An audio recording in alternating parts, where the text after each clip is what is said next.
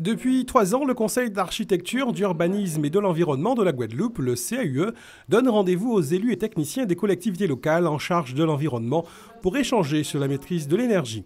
Ce matin, le CAUE a donné le coup d'envoi de ses ateliers techniques conseils en énergie partagés. C'est un dispositif que nous avons mis en place qui permet aux collectivités qui sont conventionnées avec le CAUE pour la maîtrise de l'énergie de partager entre elles les différentes avancées, les différentes problématiques et contraintes qu'elles rencontrent, et afin de mieux planifier l'action future du CEP. Aujourd'hui, le service CEP compte 18 collectivités adhérentes qui jouissent gratuitement de l'intervention d'un expert en énergie indépendant. Chacune des collectivités fait l'objet d'un pré-diagnostic énergétique ainsi que d'un accompagnement technique.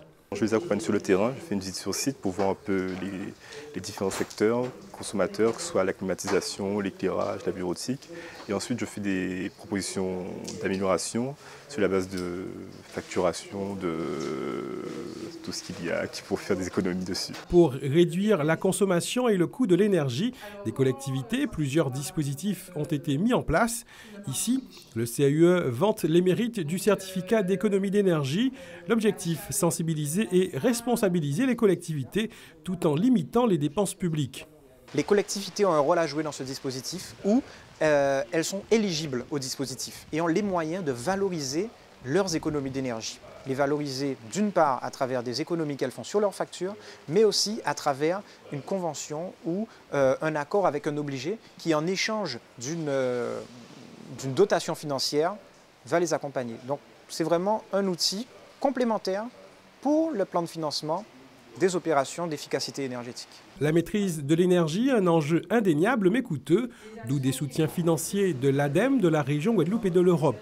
Vous savez, les communes sont endettées et ont besoin d'un accompagnement fort en termes de financement pour leur politique, je dirais, de maîtrise d'énergie. Tout comme dans d'autres domaines où nous constatons la question de la reconstruction parasismique, la question de l'investissement pour la mise aux normes de leurs installations sanitaires, enfin, genre, en termes d'assainissement.